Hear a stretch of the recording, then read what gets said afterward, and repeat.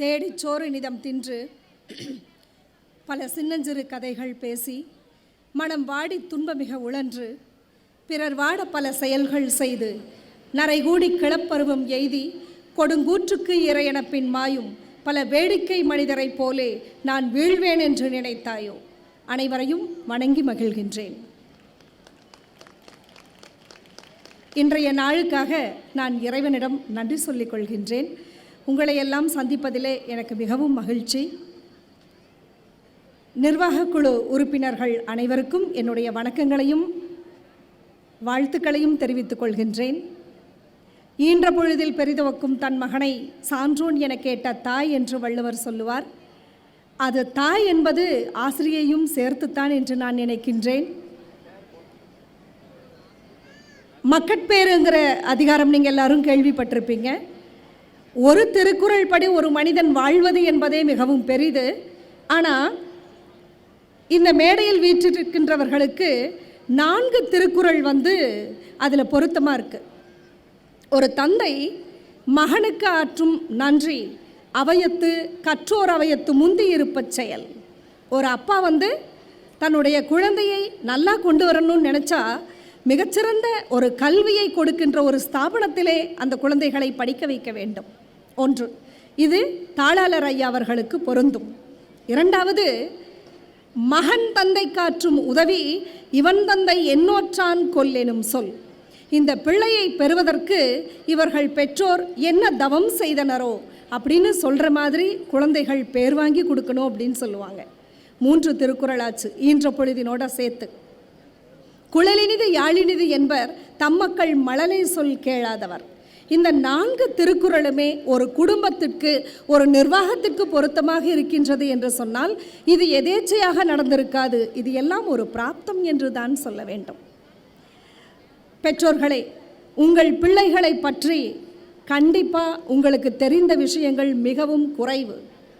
நீங்கள் என்னதான் சிபிசிஐடி வச்சு கண்டுபிடிச்சிங்கனாலும் உங்கள் குழந்தைகளுடைய முழு குணாதிசயங்களை கண்டிப்பாக நீங்கள் தெரிஞ்சுக்க முடியாது. ஒரு டீச்சர்கிட்ட கேளுங்க, ஒரு ஆசிரியர்கிட்ட கேளுங்க, உங்களுடைய குழந்தைகளுடைய நன்மைகள் எதில் அவர்களுக்கு ஆர்வம் இருக்குது எல்லாத்தையும் அவர்கள் சொல்வார்கள். மிகச்சிறந்த சான்றாக என்னுடைய அன்பு மாணவன் அசோக்கையே நான் சொல்ல முடியும்.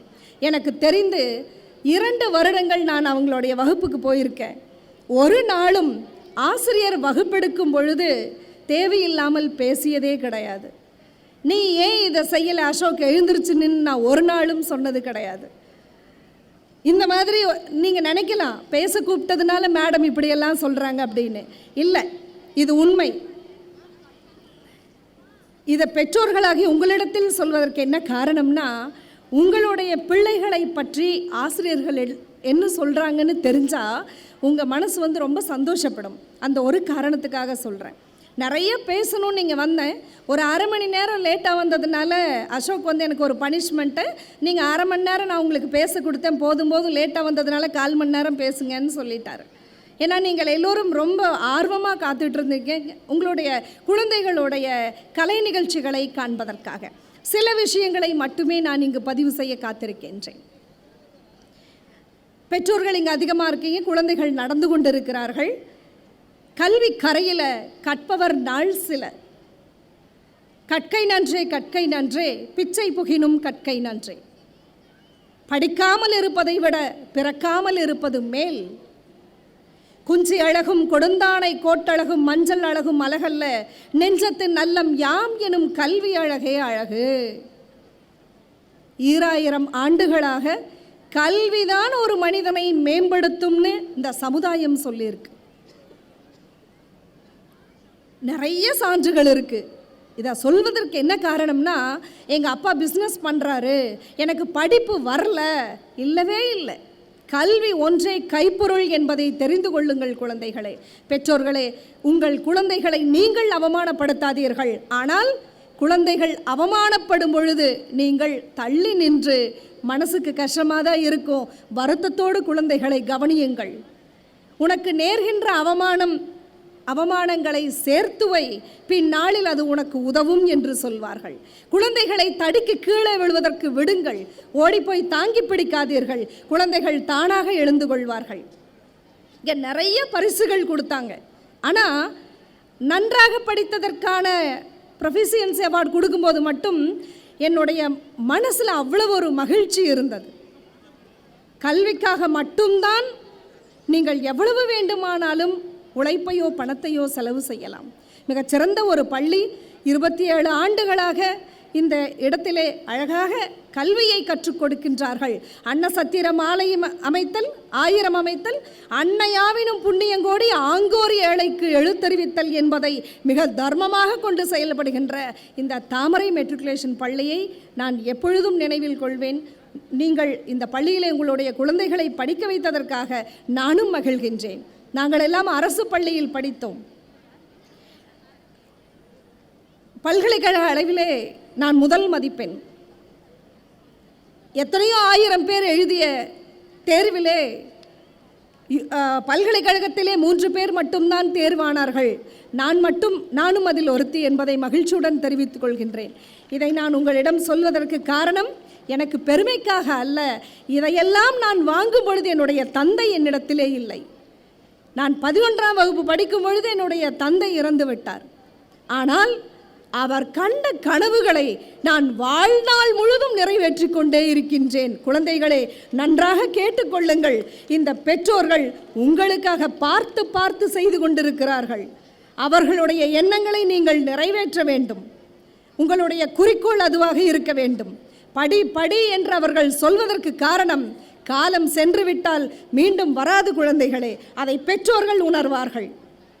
கைகளில் உள்ள அலைபேசியை நீங்கள் காலம் முழுதும் பார்க்கலாம். நீங்கள் ஒழிச்சு வச்சுட்டு கூட பார்ப்பீங்க. என்னை மொபைல் பார்க்க விட மாட்டேங்கிறாங்க அப்படின்னு உங்களுடைய உளவியல் என்னாகும்னா பெற்றோர்களை வெறுக்க தோன்றுகிறது.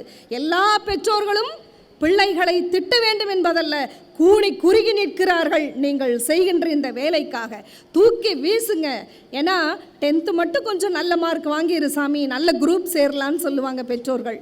12ஆவதில் என்ன சொல்லுவாங்க, காலேஜ் சேரணும் சாமி, கொஞ்சம் நல்லா படி அப்படின்னு சொல்லியிருப்பாங்க. காலேஜ் படிக்கும்போது என்ன சொல்லுவாங்க, ஏதாவது ஒரு ட்ரைனிங் கிளாஸ் நம்ம போனோன்னா நல்ல இன்டர்வியூவில் நம்ம செலக்ட் ஆகலாம் அப்படின்னு சொல்லி பிளேஸ்மெண்ட் ட்ரைனிங்காக உங்களை அவங்க வந்து சொல்லுவாங்க. அது முடித்ததுக்கப்புறம் ஒரு நல்ல இடத்துல வேலை கிடைக்கணும். நான் சொல்கிறேன், காலம் முழுதும் இது மாதிரி உங்களுக்கு வெண்கொற்ற குடையை பிடித்து கொண்டு வருகின்றவர்கள் இந்த பெற்றோர்களை தவிர யாருமே இருக்க முடியாது என்பதை குழந்தைகள் நினைவில் கொள்ள வேண்டும். பட்டினத்தார் 10 பாட்டு பாடுவார். அதில் 2 மட்டும் காலம் கருதி நான் சொல்கின்றேன். குழந்தைகள் இதை கேட்பது மிகவும் நன்று. பட்டினத்தாருடைய தாய் இறந்த பொழுது அவர் மிகப்பெரிய வணிகர். தன்னுடைய செல்வங்களை எல்லாம் துறந்து வெறும் இடுப்பிலே ஒரு வேட்டியை கட்டிக்கொண்டு அதே ஊரில் பிச்சை எடுப்பார். யார் வீட்லையாவது போய் நிற்பார். அப்போது யாராவது கொடுத்தா மட்டும்தான் சாப்பிடுவார். அப்படி இருந்த இந்த பட்டினத்தார் தன்னுடைய பிள்ளையால் ஞானம் பெற்றவர். எல்லாரும் படிச்சுட்டு கப்பல் வழியாக வரும்பொழுது, பொருள் தேடி வரும்பொழுது தன்னுடைய பிள்ளை மட்டும் வெறும் எருவு மட்டும் மூட்டை மூட்டையாக கொண்டு வருவார். இதை பார்த்த பட்டினத்தார், ஐயோ என்னுடைய பிள்ளைக்கு இப்படியா பைத்தியம் பிடித்து விட்டது என்று மகனே என்று ஆற தழுவாமல் அந்த பிள்ளையை பார்த்து, என்னடா பைத்தியகாரத்தனமாக செய்து விட்டாய்ன்னு சொல்லும் பொழுது நேராக அந்த பிள்ளை தாயிடம் சென்று ஒரு ஓலை எடுத்து, காதற்ற ஊசியும் வாராது கான் கடை வழிக்கே, கேவலம் காது இல்லாத ஊசி கூட நாம் இறந்து போகும் பொழுது நம்முடன் வராது என்பதை, இந்த சொத்து சுகம் எதுவும் தேவையில்லைன்னு எழுதி கொடுத்துட்டு அந்த பையன் மறைஞ்சிருவான். அதனால் அவருக்கு ஞானம் வரும். அது ஒரு பக்கம் இருக்கட்டும். இதனால் அவர் என்ன பண்ணுவார்னா வீட்டை விட்டு வெளியில் போயிடுவார். அப்போது தன்னுடைய அம்மா இறந்துருப்பாங்க. ரொம்ப தூரத்துக்கு அப்புறமா அவர் இருப்பார் தியானத்தில். அது தெரிஞ்சு அவர் நடந்து வரும்பொழுது அந்த தாயை படுக்க வைத்து சிதை மூட்டுவதற்காக எருவும் விறகுகளும் அடுக்கி வைத்து தயாராக இருப்பாங்க. இவர் வருவார்னு தெரியாது. ஏன்னா இவர் போனவர் தான். ஆனால் ஞான திருஷ்டியிலே அதை தெரிந்து கொண்ட பட்டினத்தார் வேகமாக வந்து சிதை மூட்டுவதற்கு முன்பாக அந்த விறகுகளை எல்லாம் எடுத்து வீசிட்டு பச்சை வாழை மட்டையை அம்மா மேலே வச்சு 10 பாடல்கள் பாடுவார். அப்படியே சிதை மூண்டு எழும். அதில் 2 மட்டும் சொல்கிறேன். 2 திங்களாய் அங்கமெல்லாம் நொந்து பெற்று பையல் என்ற போதே பரிந்தெடுத்து செய்ய இரு கைப்புறத்தில் ஏந்தி கனகமுலை தந்தாளை எப்பிறப்பில் காண்பேன் இனி. 5 2 7 இல்லை 10. 2 திங்கள் மாதம் அங்கமெல்லாம் நொந்து பெற்ற என்னுடைய தாயை எந்த ஜென்மத்தில் இனி நான் பார்ப்பேன்? அள்ளி இடுவது அரிசியோ ஆத்தாள் தனக்கு வரிசையிட்டு பார்த்து மகிழாமல் செல்வ திரவிய பூ மானே என அழைத்த வாய்க்கு. நம்மெல்லாம் அம்மாவுடைய இந்த 10 விரல்கள் இல்லைன்னா இவ்வளவு பெருசாக வளர்ந்திருக்கவே முடியாது. நான் படித்த கல்லூரியிலேயே நான் ஆசிரியராக வேலை செய்கின்றேன். நான் மாணவியாக இருக்கும் பொழுது என்னுடைய ஒவ்வொரு தேர்வு முடிந்து வருகின்ற வரைக்கும் எங்கள் அம்மா தியானம் பண்ணிகிட்டே உட்கார்ந்துருப்பாங்க. வள்ளுவர் சொல்லுவார், தெய்வத்தால் ஆகாததின்னு முயற்சிதன் மெய்வரத்த கூலி தரும்னு. ஆனால் நான் சொல்கிறேன், எங்கள் அம்மா இல்லைன்னா என்னுடைய அறிவு வெளிப்பட்டிருக்காது.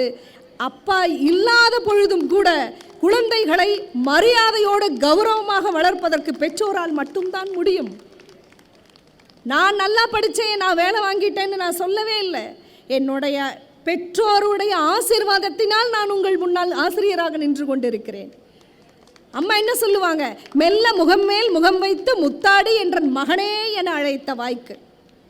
தங்கம் சாமி அப்படின்னு சொல்லி குழந்தையை இடுப்பிலே அந்த சுமந்த தாய் அள்ளி இடுவது அரிசியோ ஆத்தாள் தனக்கு வரிசையிட்டு பார்த்து மகிழாமல். என்னுடைய வகுப்பில் நான் ஒவ்வொரு முறையும் மாணவர்கள்கிட்ட முதல் வகுப்பிலே கேட்பேன், நீ நல்லா படித்து வேலைக்கு போய் உங்கள் அம்மா அப்பாவுக்கு என்ன வாங்கி தரணும்னு நினைக்கிறேன்னு ஒரு கேள்வியை கேட்பேன். பசங்கள்லாம் சொல்லுவான், எங்கள் அம்மாவுக்கு நிறைய வளையல் வாங்கி போடணும் மேடம், பட்டு சேலையாக வாங்கி கொடுக்கணும் மேடம்மா. பொண்ணுகள்லாம் சொல்லுவாங்க, எங்கள் அப்பாவுக்கு நான் வீடு கட்டி கொடுக்கணும், எங்கள் அப்பாவுக்கு நான் கார் வாங்கி கொடுக்கணும். அந்த குழந்தைகளுடைய மனசில் இந்த ஆசைகள் இருக்கின்றன பெற்றோர்களே. அதை அவர்களுக்கும் தெரியாமல் அந்த தூண்டுகின்ற வேலையை நீங்கள் செய்தால் மட்டும் போதும், மிக அருமையாக உங்கள் குழந்தைகள் வருவார்கள் என்று சொல்லி இந்த நல்ல வாய்ப்பிற்கு நான் நன்றி கூறி, இந்த நிறுவனமும் இங்கு படிக்கின்ற குழந்தைகளும் நீண்ட ஆயுள் நிறை செல்வம் பெற்று பல்லாண்டு வாழ்க என வாழ்த்தி விடைபெறுகிறேன். நன்றி, வணக்கம்.